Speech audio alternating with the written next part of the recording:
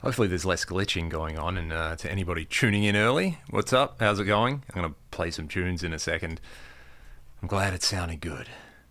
How's everybody's, I'm guessing, evening if you're in the US or Europe at the moment? Afternoon on the eastern seaboard in Australia? Michael Toran's in the house. How are you, mate?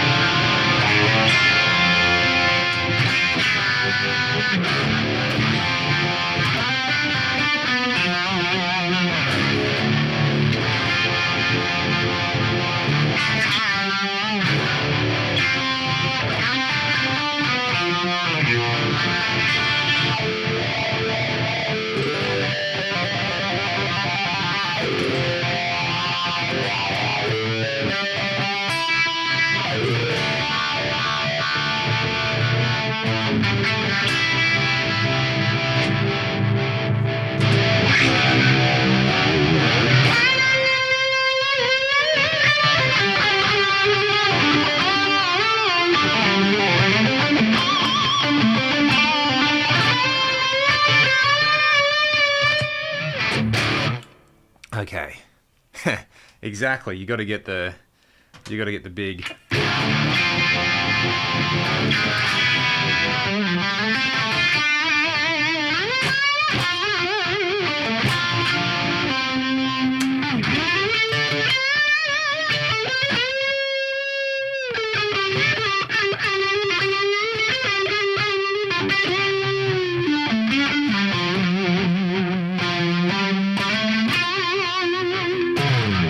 How's that other one go? That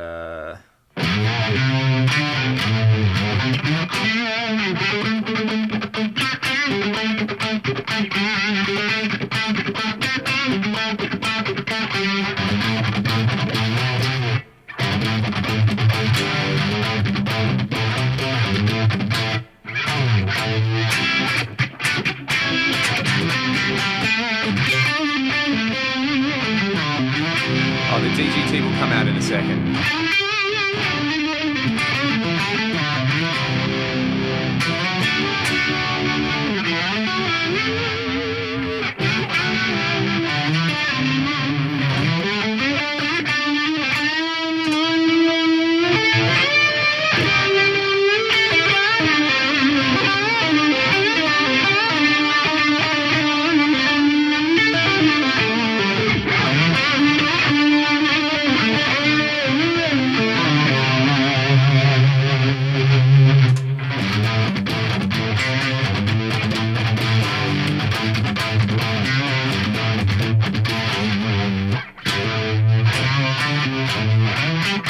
That's right.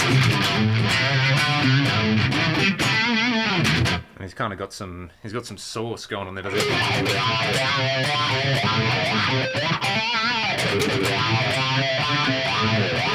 And then that's right.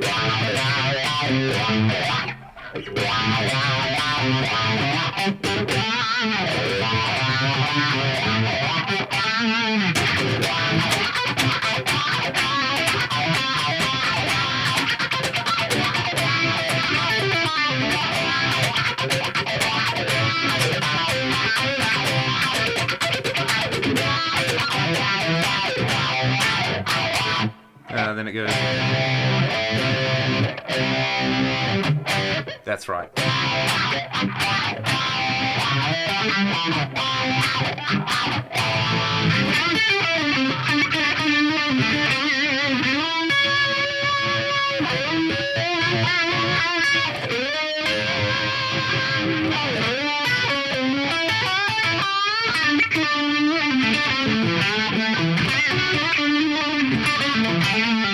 Gored to Death, which is my favorite YouTube username ever. Randy Hansen is amazing. I was thinking about Randy the other day, and then Frank Marino, of course. You know, all that Zakk Wylde berserker pentatonic stuff. You know, Frank Marino, Michael Schenker, John Sykes. That's kind of where that's coming from.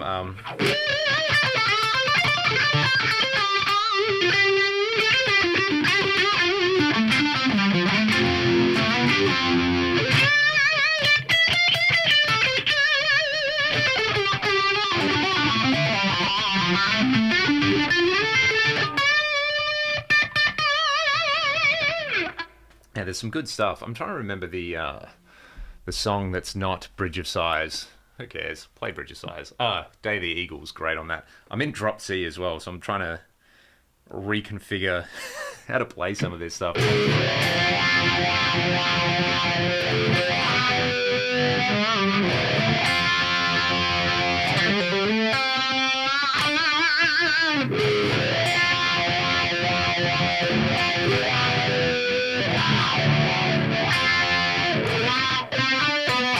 That looks so good.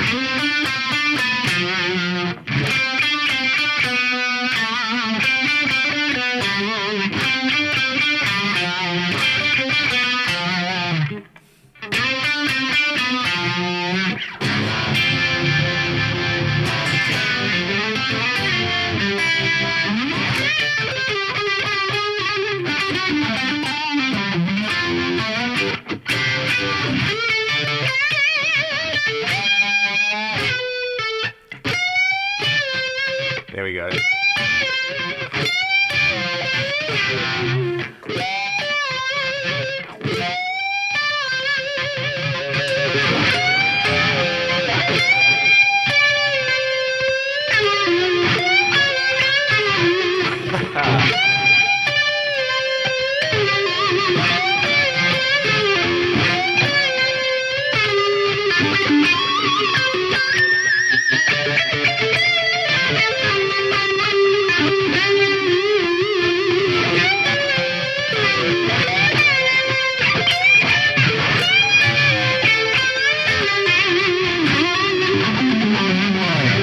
Something like that anyway.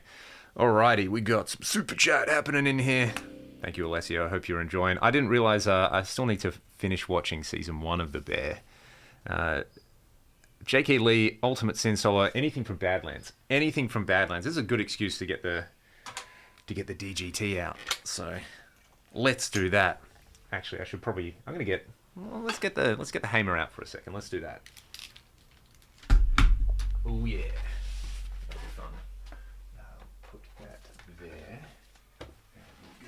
Here, and I need a strap because I'm standing up because I have a new sit-stand desk and it's pretty comfortable. And actually practicing guitar standing up, you know, it's an underrated thing. Let's do that, and then let's do this. I actually set up the Floyd on this thing as well, so I can totally abuse this. Stefan wants to hear some Merciful Fate, and someone to hear some Sabotage. Let's see, where are we this? Should probably tune this guitar. So we'll do some Badlands for a sec.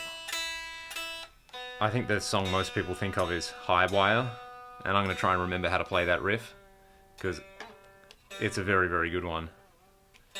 Let's see. And you'll notice that I'm an absolute savage moron. I don't have locking tuners on this thing. I need to find them and put them on, so I'm sure that will help with this actually staying in tune a little bit. But it means I can actually use the machine heads. Alright. Ooh, that's cool. It's a good sounding guitar, this one, especially with the...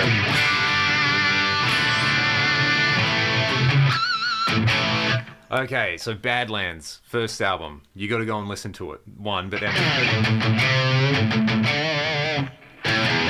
Yeah.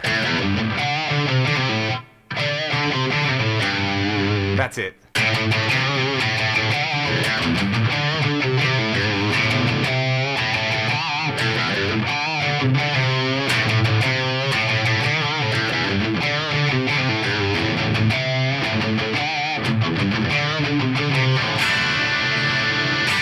What does it do?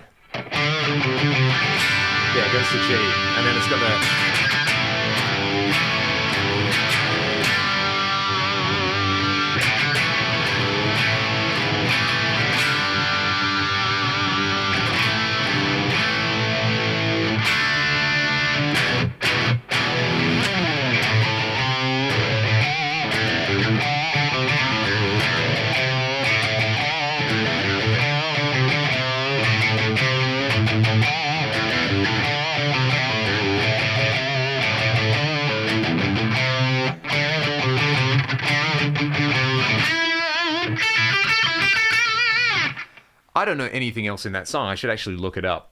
There's another one on there. I think it's called Seasons. That's epic. Such a good song. Yes, that is how it. Let's have a quick listen to some Badlands, kids.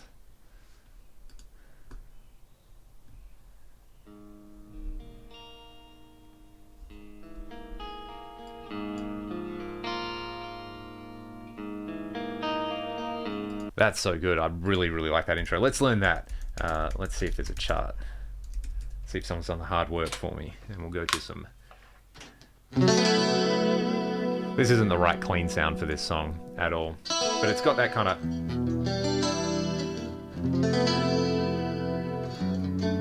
thing going on, so...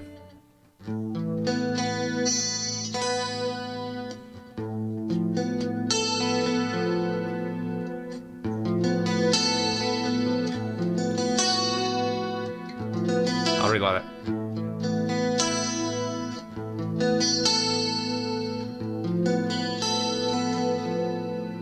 What? Surely he's not playing. That really doesn't seem right. That sounds right. So yeah, that.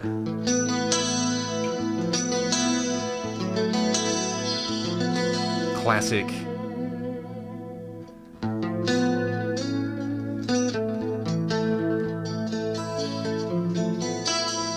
This reminds me of this song.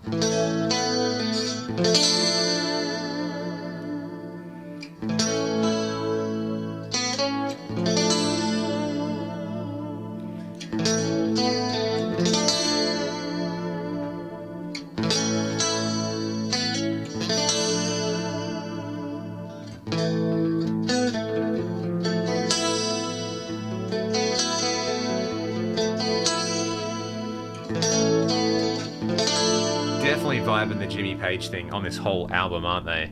So that's a little intro. I really like that. No nut clamping blocks, not at the moment. Like I said, I had this guitar blocked, so I didn't have them on there, and I've just returned it to Floyd. Yeah, actually, it's got the...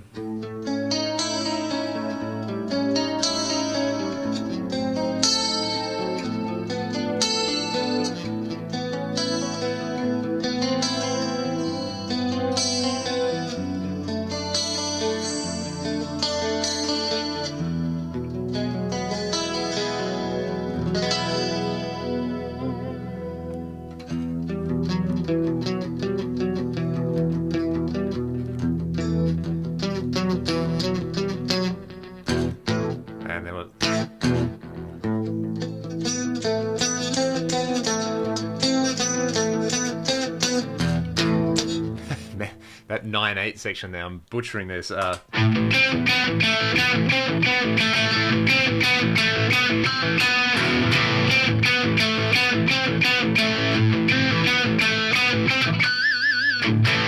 that clean. For anyone interested, I will show you what I'm doing with that on the axe. And look at this. I magically have scenes set up. I'm actually learning how to use OBS. I'm being a pro YouTuber, bro. So this whole thing here is the dirty part of the sound, but the clean sound is, because this guitar has humbuckers, there's this corrective parametric EQ to kind of make it sound chimey and single coily. So if you take this out,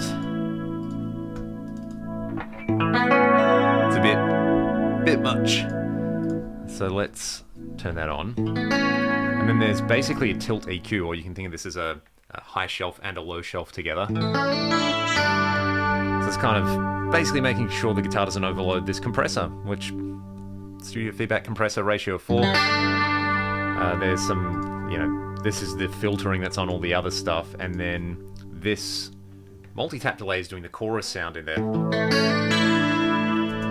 So without it, there's also some pitch detune, and there's some reverb and some delay. So without it, it's pretty...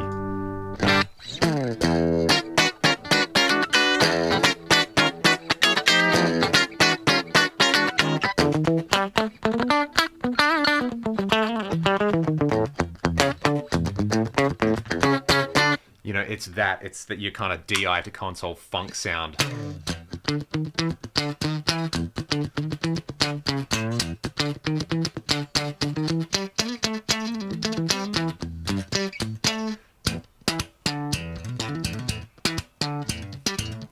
But you add all the souls, and it sounds... I guess it does kind of have that...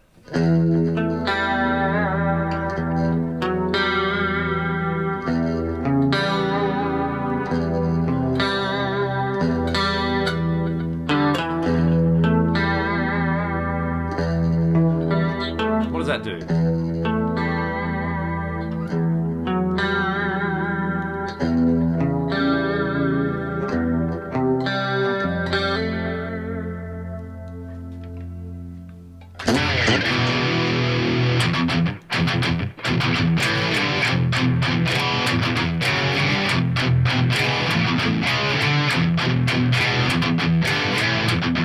That's not it.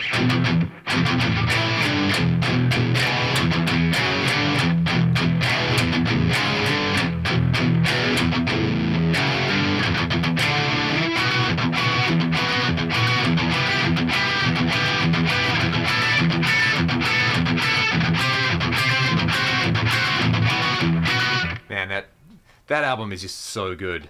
Sunlit Nights. Yeah. Excellent request. Let me just, deal with the fact that I don't have fine tuners on here, which is a big brain move. I do have fine tuners on here. I don't have the locking nut clamped.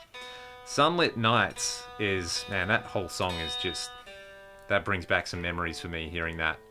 And trying to get that clean sound out of the old ADA as well. So, Sunlit Nights, it's one of those E songs. That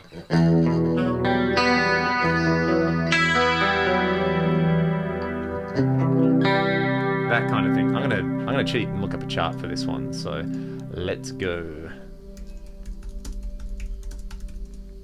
For anyone who wants to know how to play this, the solo in this is so good, so good as well. What might be, I know it's a heresy to say, but it might be one of my favorite Racer X solos, if not my favorite. That's it. That's it.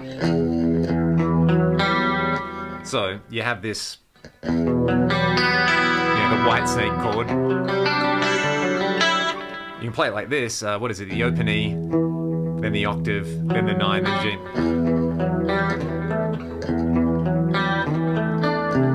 And then as you see, and this is, I guess, like a, what is that? That's an E.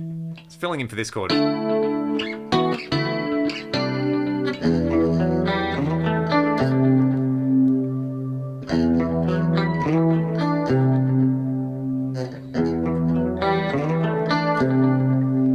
There's all the other once you kick the grease in. Da da.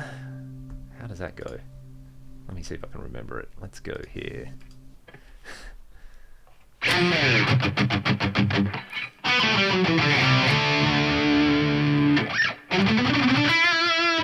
So the chorus, it has a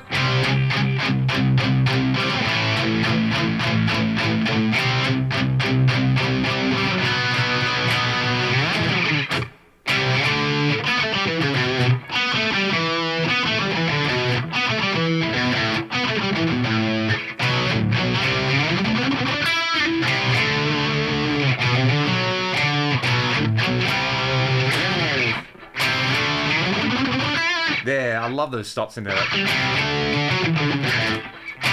there's that run.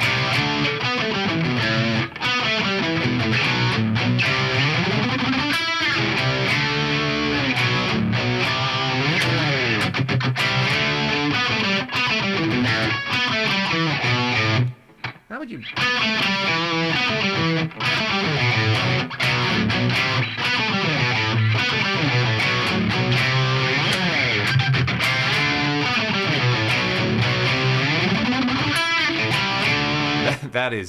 That's peak Paul and Bruce, isn't it? That...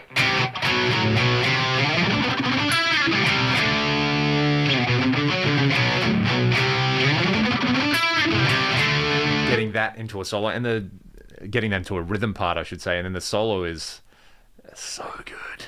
You know, it's like peak everything those guys were so good at. Anyway, thank you for the request. Where are you in the chat? Going down the Paul Gilbert rabbit hole, which is never that bad. I get purity of sound, but there is a reason reverb is built into most amps. Yeah, I mean, reverb's such a funny effect. You know, you know a great one when you hear it, and then an okay reverb is always just a pain in the ass, isn't it? So, I mean, the Fractal reverbs are sick. So good. For example, let's just roll through a few types on here. This one's, this is very in vogue for reverb at the moment.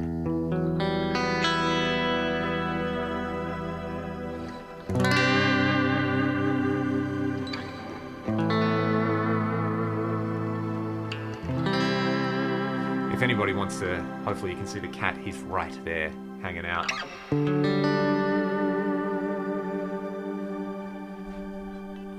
Any old school Rush, that little fast lick is making me think of Hemispheres. Kale, for you, mate. Well, for anyone, I always have some old school Rush. I'm going to swap guitars. Actually, I'm not going to swap guitars. I'm just going to tune this one. Floyds are fun. I'll actually demonstrate that I'm terrible at using them in a second. I'll play over like a little backing track or something. I see these two strings are misbehaving the most. Everything else is actually pretty solid on this. I'm in two minds about whether to just put the locking nut on or to get some locking tuners for this and like get a proper, let's get a proper bone nut or something on there. Okay. Rush. Where to start? I mean, there's not many bands where you can play one chord and have people go, yeah.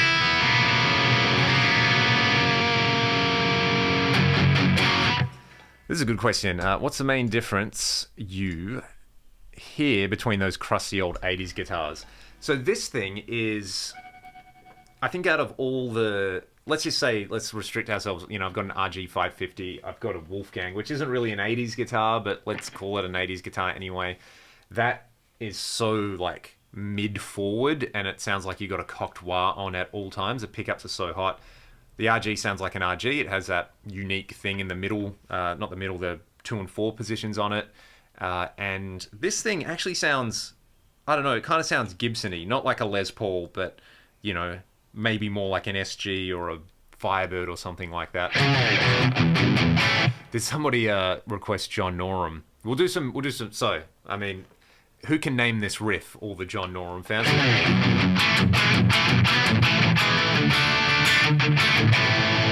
Whoa, what have I done? Helps if you play your guitar in tune. How many people have had that experience in their life? They're like, yeah, I went to a guitar teacher and they spent 90% of the lesson just like tuning the guitar. That's what this stream is at the moment.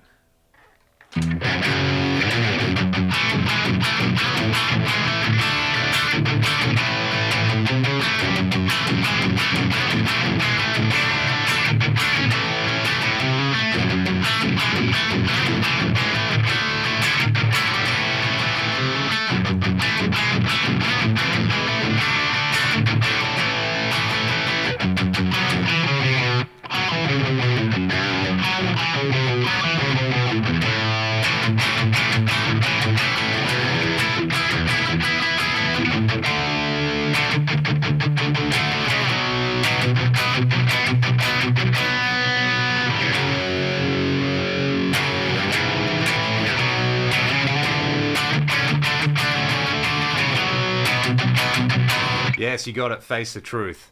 That is sick.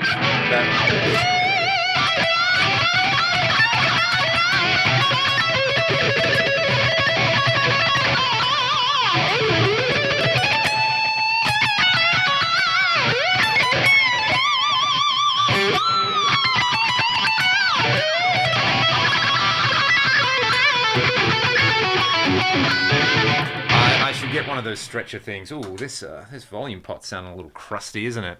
So this guitar needs a little bit more TLC. It's taken me a long way to come around to this thing. I bought this in 2012 in Fort Worth in a music store. Drop my pick. It's one of those mornings. But yeah, I had it refretted, which I think really, really helps. But it's such a killer super Strat. I have been trying to play it more, and actually having the Floyd on there is great. Yeah, he's got emotional wah. I really like that way of putting it, especially his stuff. You know, just oh man, I spent so much time transcribing those licks. You know, I guess most people would play a lick like, but he'd go like.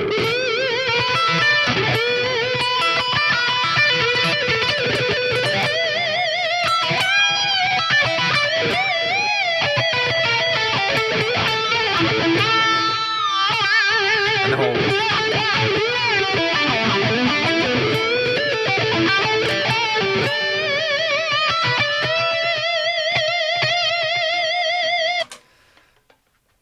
Ooh, that was a very, very swift way of doing that, isn't it? Did somebody mention the Atomica? Where am I? Is the Atomica still your favorite amp? Probably not, actually. I think for Marshall style stuff, I like the Brit 800 mod at the moment. Which music store in Fort Worth? I actually live there. It is. So we were staying with some friends there in Benbrook. So what is close to Benbrook? It was a funky little store. I can't remember if they're even still open anymore. The name escapes me for that. But I'm sure somebody will, like, it's not, I don't think it's Music Zoo. It's something Zoo.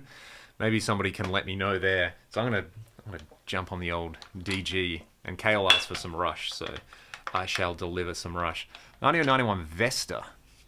Ooh, they had some cool guitars. I have seen, actually one of my old students had one of the cheaper Vestas.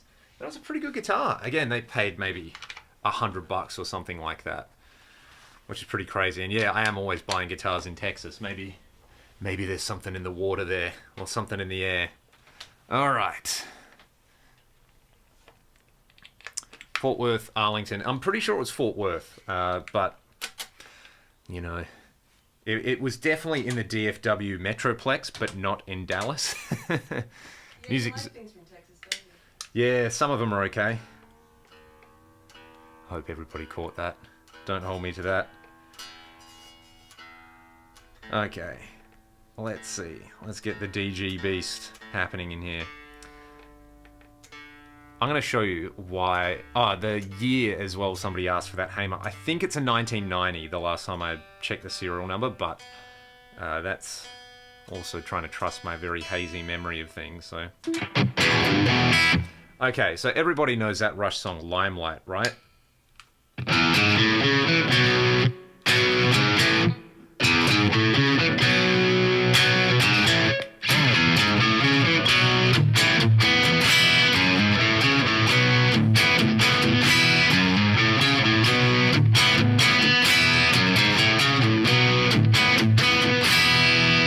One of the most clever things that I've ever witnessed in a guitar part. So the chorus, this is how I used to play it.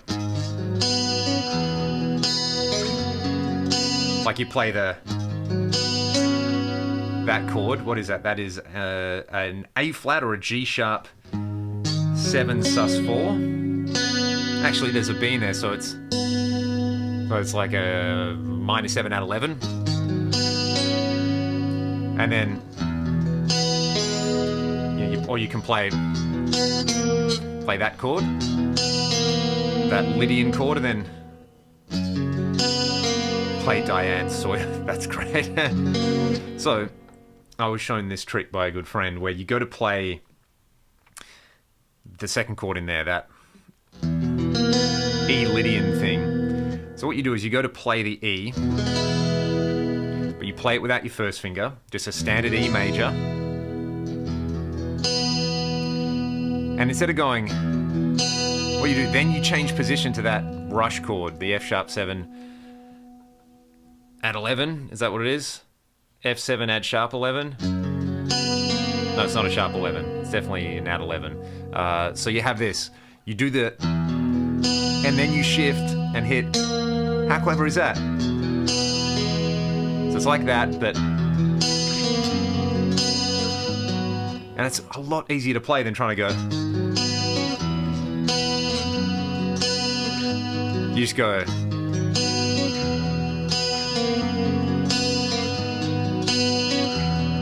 Shift.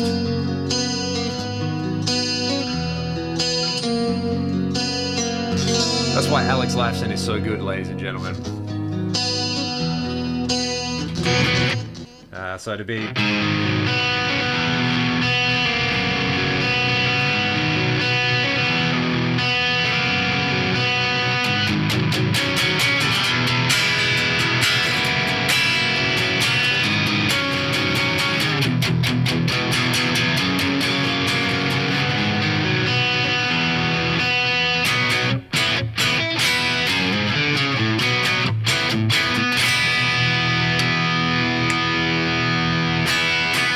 Very, very, very nice stuff. Yeah, that clean sound, I mean, for a filter block, a compressor, and some chorus and pitch detune, it ain't too shabby at all. You know, it's big time.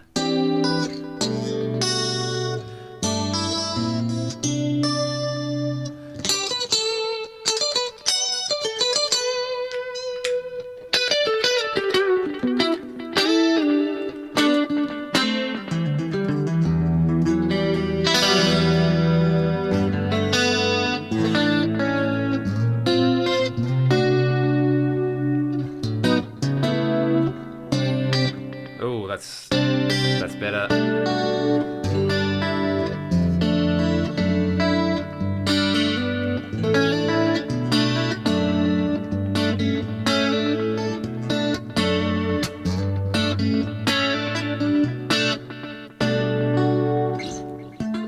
Whew.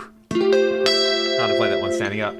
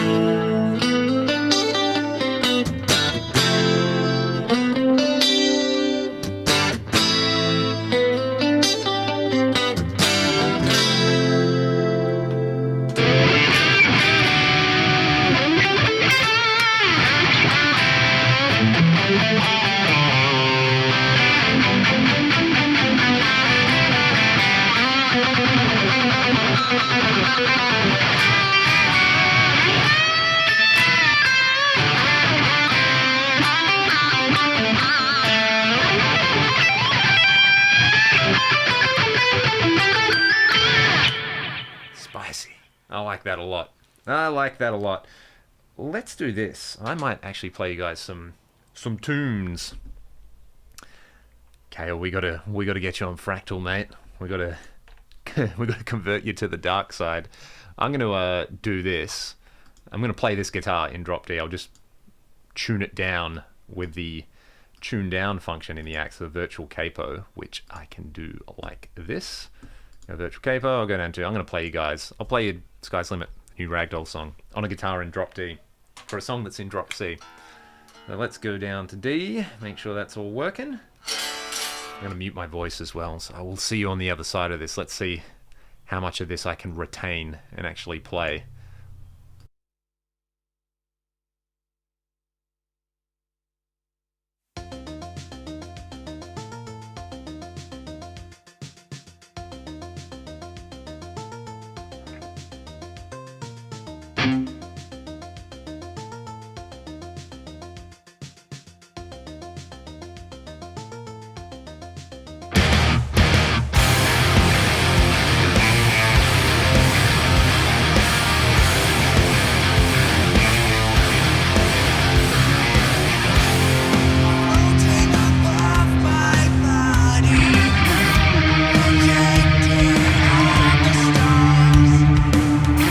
Release from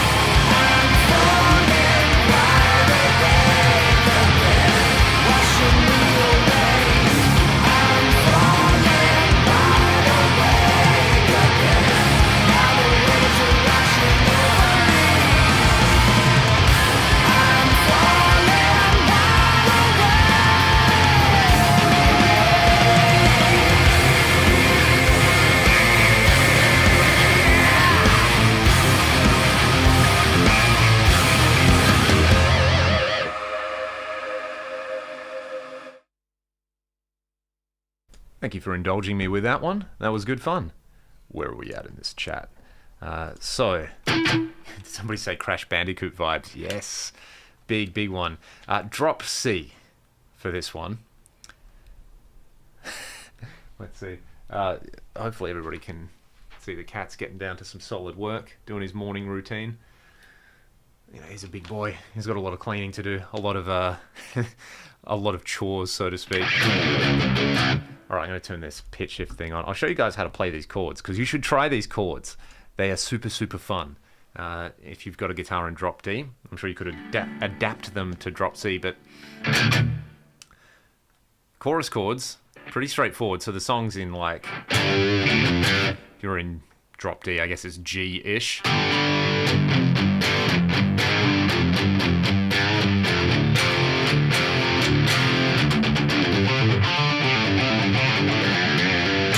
Okay, so we have, you know, it's those chords. But you make them more interesting by playing an open G through that. You're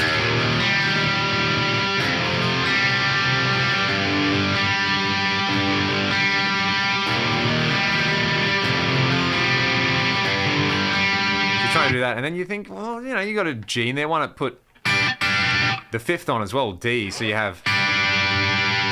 Yeah, if I could lick myself like cats do, I mean, what else? What other reason is there to live once you've got that in your life? You're sorted.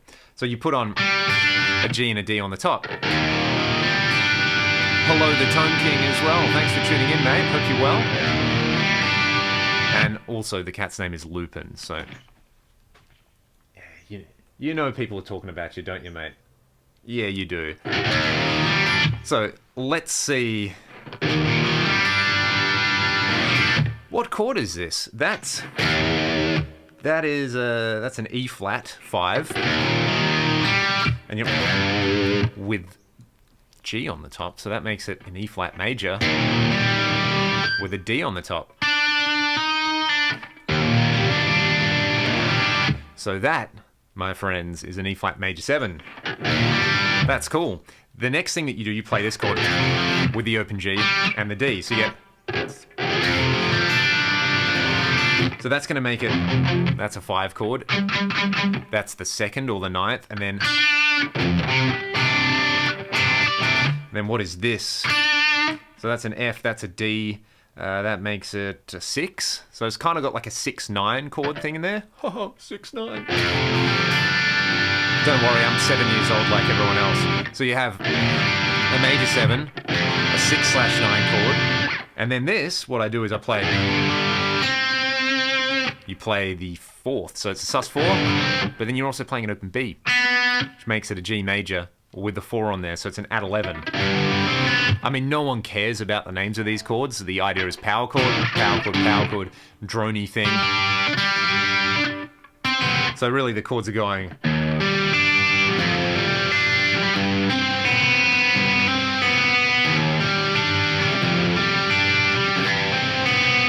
And then you go...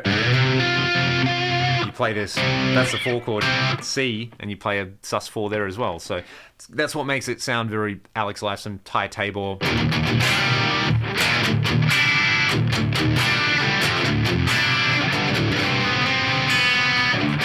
The idea is you can take basically any drop D power chord you like and just put something on the top and keep it static. For example, like you could do this.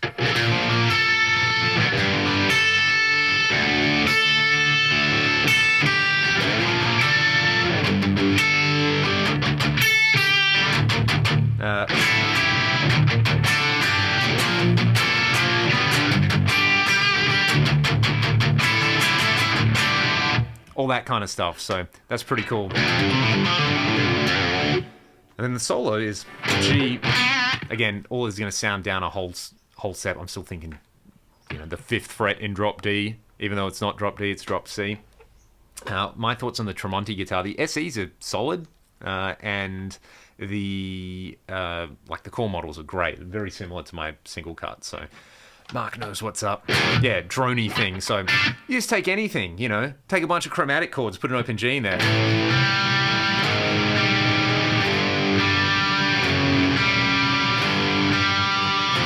What's up, Vince? So there you go. You've now written a King's X song.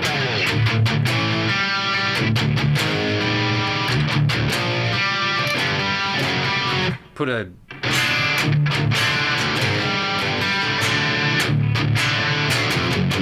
And you've written an Alice in Chains song.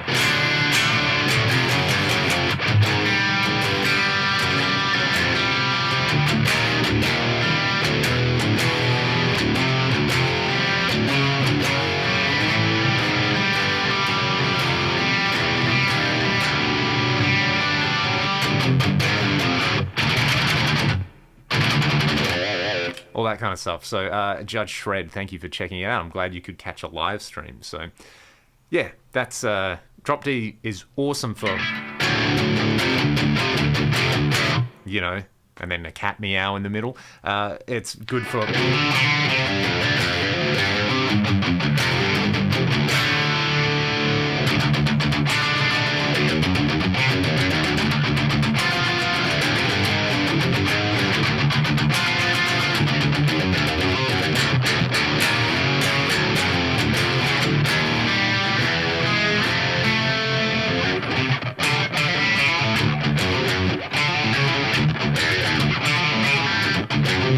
Oh, man.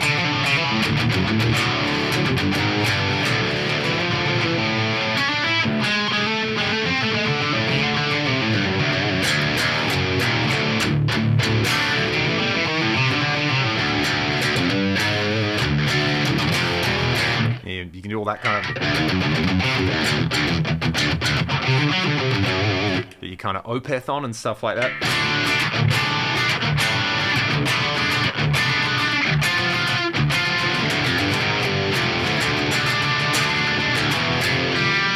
But yeah, the drop D open string thing is, I mean, lifted from Ty Tabor. He influenced that so many people from the 90s. So yeah, that was pretty cool. I'll give you another example of using all that kind of stuff. Let's do some droney open G things. Let's see, I'll play another Ragdoll song. This one, we'll do the last time. This is a fun one.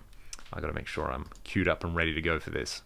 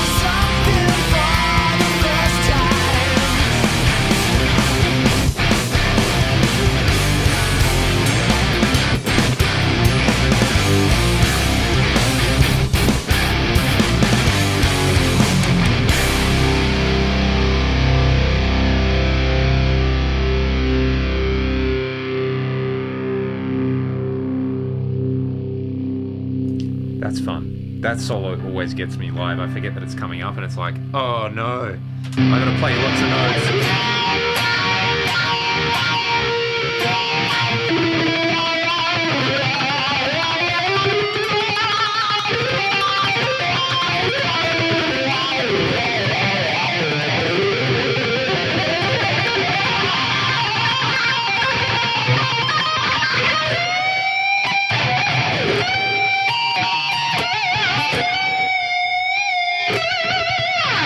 So yeah, that's always a just kind of set and forget. Hope you come out the other side. The cat wants to hear Cat Scratch Fever. Well, of course, some Uncle Ted, crazy Uncle Ted. Let's do that.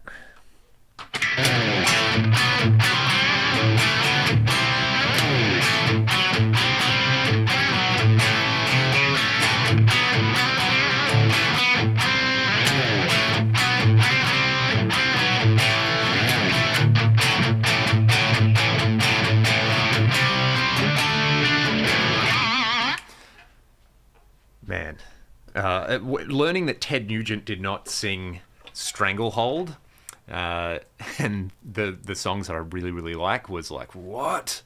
Why was it called Ted Nugent then? And then, you know, of course it's called Ted Nugent. This guitar, I don't think it's Brazilian rosewood. I'm pretty sure it's just standard issue, probably Indian rosewood or something like that. Feels really, really nice. Sounds good. This one's from Shahar. If it was up to me, which preamp model would you add to the Fractal?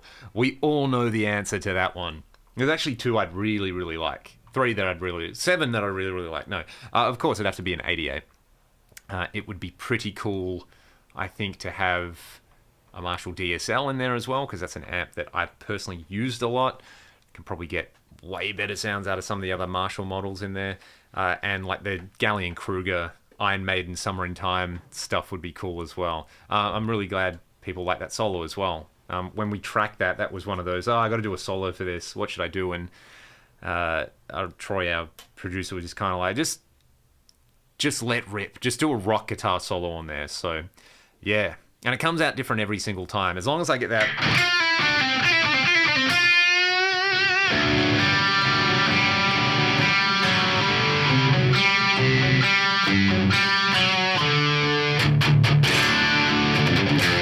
XYZ Inside Out. Oh, yeah, what a band. We were meant to play with them right at the start of 2020, and you know, things happened with whatever the promoter was for the show, and they didn't end up coming out. But there's a poster on there where it's going to be Winger, XYZ, and Ragdoll. So I've still got the poster, so that kind of means it happened, right? I didn't realize it was Mick Brown on drums for that. Wild Mick Brown, as he likes to be known.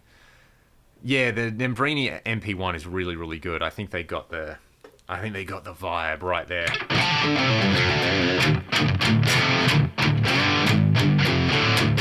It's such a good guitar. I mean, listen to this thing. I'll point my microphone down so you can all hear it much better.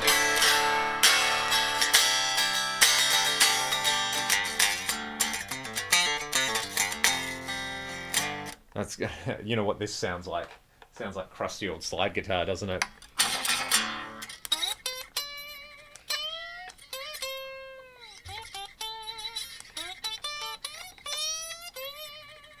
Good old 50s recording style. So no one wants to hear me play slide, but I'm going to do it anyway.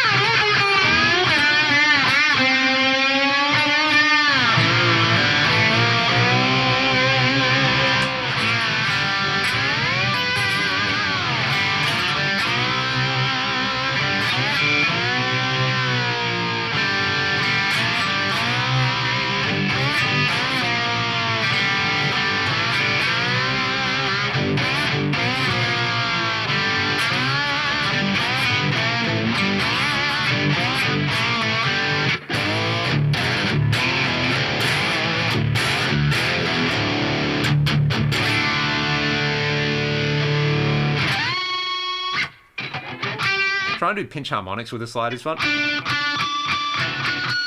There you go. It's not coming off today. There we go. It's one of those things where you think you're good at it, and then someone actually who's good at it plays, and you're like, I can't play slide to save my life. So there is a cat in the house, indeed. We actually have two in this room, so they live in this studio space and get carried away. This is a question: do I have any ESP or LTDs? I do actually have an LTD, which is in pieces at the moment that I've been meaning to put together. It was my friend's first guitar, and he's not playing anymore, and he's like, keep this for me. So it's pretty cool. A bit of Danzig. Yeah. I was listening to some Danzig the other day. I always forget that, Glenn Danzig is a bit of a meme, but man, they had some cool songs. You don't need an amp with that guitar, exactly. This one is from Zenland Zipline. Traded your H3000 for an Eclipse. Interesting. How are you liking the Eclipse so far? Because I think the Eclipse is awesome. Yeah. The slide is, man, the muting behind the slide thing is cool. What was I talking about? The Eclipse. Yes, I need to do another video with the Eclipse, actually, because it's a great unit. It doesn't sound exactly like an H3000, but for a lot of things, that's good, because the H3000 is, a great unit. Now, there's a lot of stuff that it doesn't do, and they're really expensive now, and it does one thing at a time, so as a character box, it's great, but I think if you were going to be gigging, the Eclipse is still the best single rack space unit ever, in my opinion. And you can do some really, really powerful stuff with it. And, the stuff that it runs, like running it at 96K is really fun with some of the algorithms. And it's got all the time factor and pitch factor stuff. So I've actually just totally rebuilt my rack.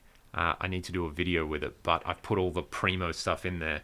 And I actually have one spare space. And then I'm like, I should put the Eclipse in there because that'd be cool. Basically, you can hear all of this. This is cool because I got a Switchblade Sound Sculpture Switchblade switcher. So,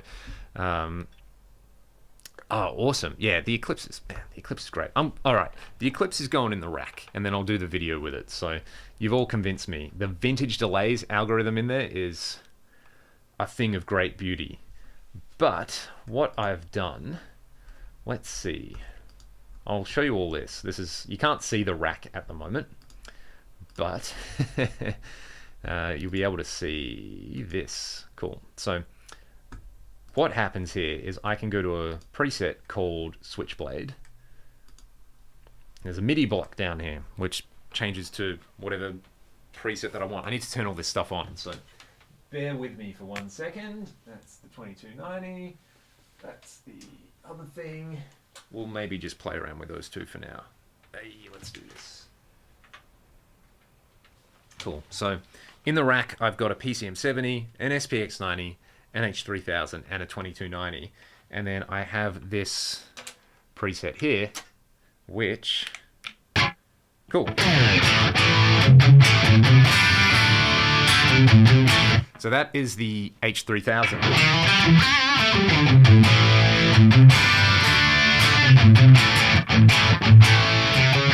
Doing its thing, and what I can do, because I've got it on... So what happens, I change to this preset, the Switchblade changes, does all its routing stuff. I can send a program change on channel 2 and just go to something different in the H3000. This preset is like a dual delay thing.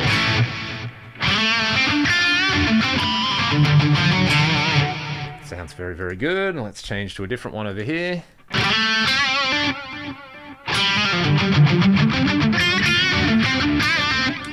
That's awesome. It's another very nice delay with some cross feedback.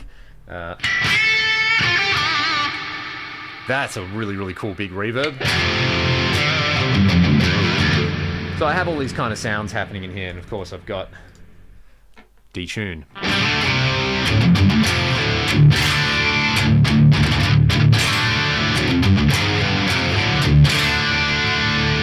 Very, very nice. I can swap over with one switch. I go to a different scene on the axe.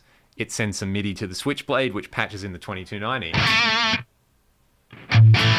Which isn't there because I've got it on the wrong preset. So let's go this one. Now I should have the 2290. Yeah.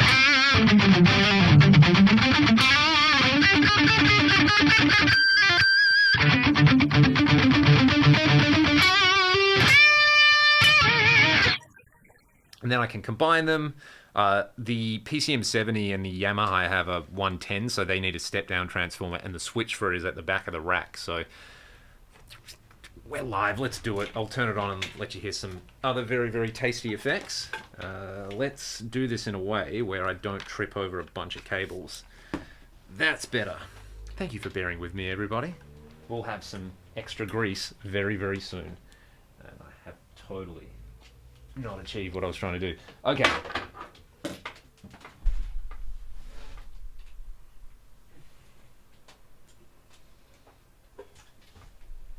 Running up my head a few times there. Cool. I think I've now got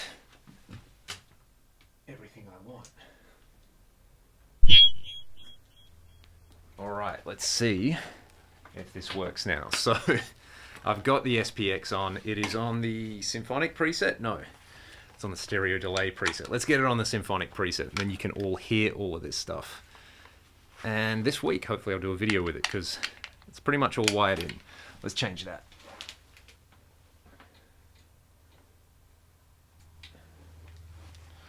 Alright, hopefully this won't blow a bunch of stuff up. Let's see. Whoa, that is coming in hot. What have I got there? That's definitely the Yamaha. But what have I done there? Let's, for now, maybe let's hit the Lexicon. I've got these the wrong way around. So this is going to be the Lex. Yeah, that's a rich plate reverb. That is so good.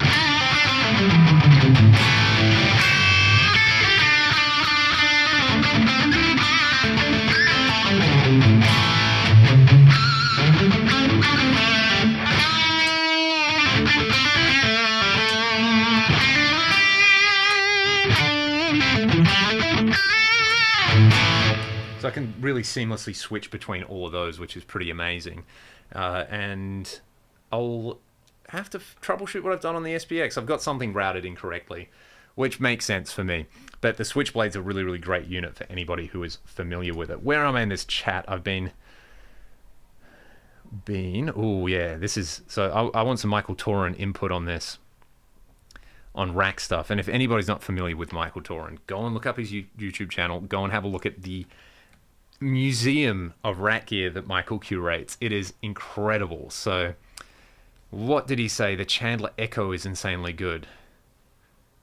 Gives the PCM 42s a run for the money. Yeah, that is awesome.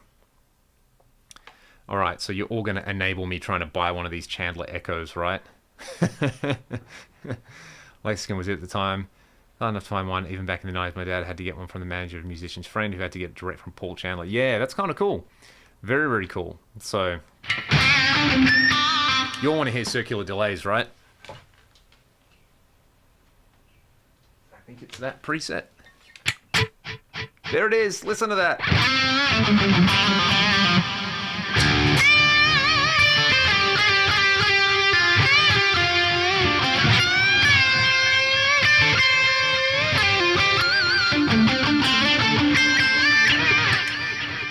I can see why Steve Lukather enjoyed that on his guitar sound.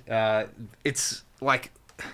the Lexicon's sort of like fluffy sounding. That's the only way I can describe it. There's a really, really good recreation of that in the Axe as well, which sounds very, very close.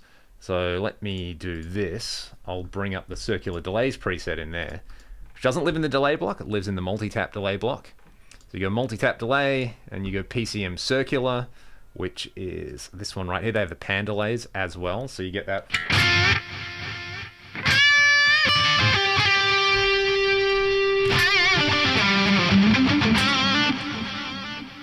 you can kind of hear the diffusion has a slightly different character. It's even smoother in the Axe. But you know, what more do you want out of life there? They have the pan delays too, which is sick.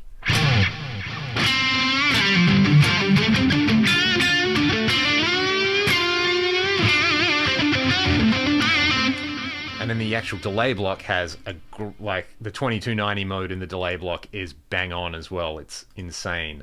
Let's do this. I think this will work.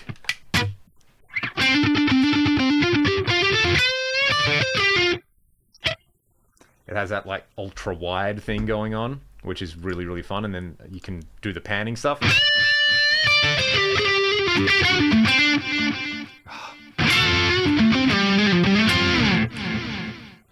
I got one for you, Michael Toran, while we're talking about delays.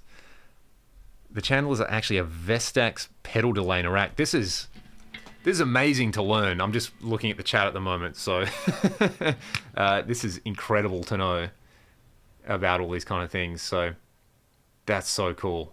That is so cool. What amp model are we using? Very quickly, USA lead mid gain, because of course it's, you know, this totally dry is.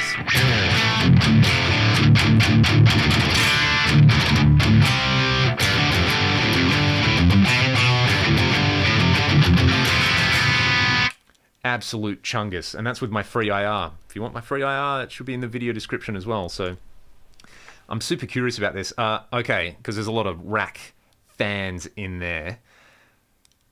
The Sony DPS M7. I've got a video with this. Everybody should go check it out. There's a mode in there called Spiral Delay that sounds like no other delay unit. It's basically it's like a dual delay, but then you have these panners and you can adjust the phase of all of them, and there's pitch and all sorts of stuff. So a buddy of mine in Sweden, Nicholas, who's an incredible effects dialerinerer, which is the correct name for that, where's my Spiral Delay? So we went back and forth with this because I was like, look, there's this mode in here called Spiral Delay. It sounds amazing. I'll let you guys hear this.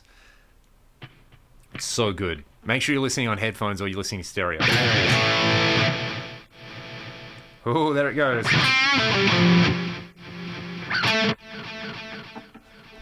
That is just... I'll crank up the delay for you all so you can all hear it.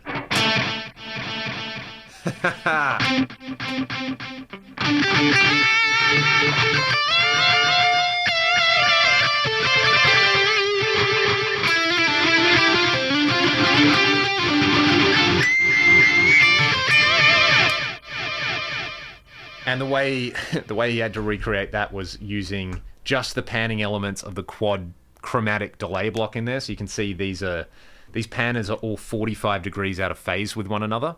Actually, I think these two are 45 degrees out of phase, and then these two are 45 degrees out of phase with one another, but they're 180 out of phase with the other. So it's such a cool trick. I haven't seen it in any other unit. Hot tip for anybody out there, Sony DPS M7 it's my vote for... It's up there with your Eventides and your Lexicons for me. It's a super high quality unit. The whole DPS series was really high-end audio stuff. Their reverb is amazing. The R7, there's a mode in there called Gold Foil Plate, which is incredible. And then the delay is really, really good.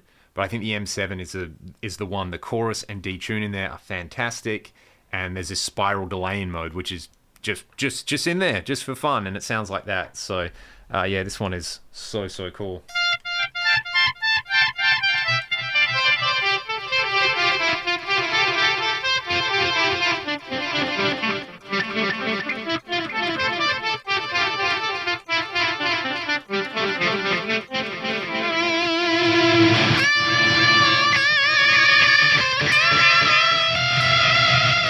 That's running it really, really hot in there. So now this is cool.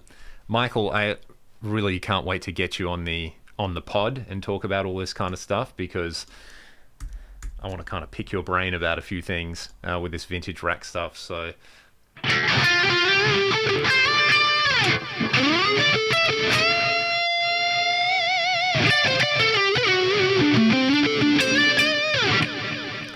yeah, Sony DPS M7, ladies and gentlemen. That's one you got to get your hands on if you're a rack fanatic. I think it's up there with some of the best stuff. So, yeah, that's pretty cool.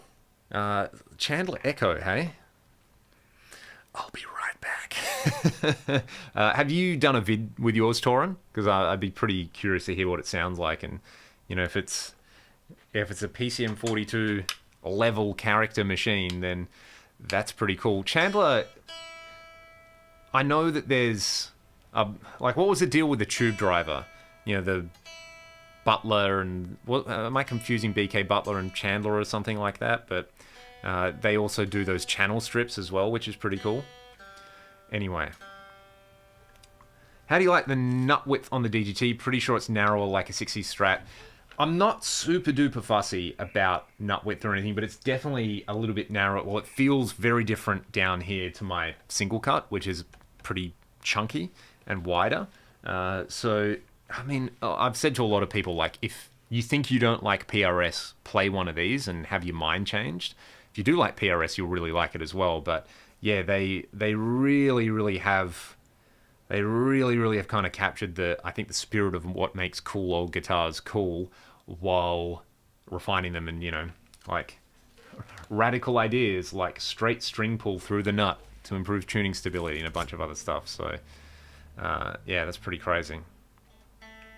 Default, wow. So that's the one winning out of all of those. And I know you have all the delays, Michael, so all right, I actually might split and go and have a look up some of this stuff. This has been a very, very fun little hang. Again, like my free IRs are in there. Everybody in this chat about vintage rack gear, you should come and join my Discord, because there is a channel in there to talk about vintage rack gear. Be cool to see some of you in there. I will find the link and post it in the chat if anybody wants to do that. Otherwise, it should be in the video description. But I will pop it in there for you all. So, and then I will say thank you after that. So let's do this. I got to find where it's at. And then it's Saturday afternoon here. Wonder if there's a footy game on. Where is... Join my Discord. There's the invite link. Come and hang out. Talk about rack stuff. I wanna know some more secrets as well. So there we go. I'm gonna pop this in. I'm gonna say good afternoon, good morning, good evening, wherever everybody is. Thanks for watching, and I'll see you all next time.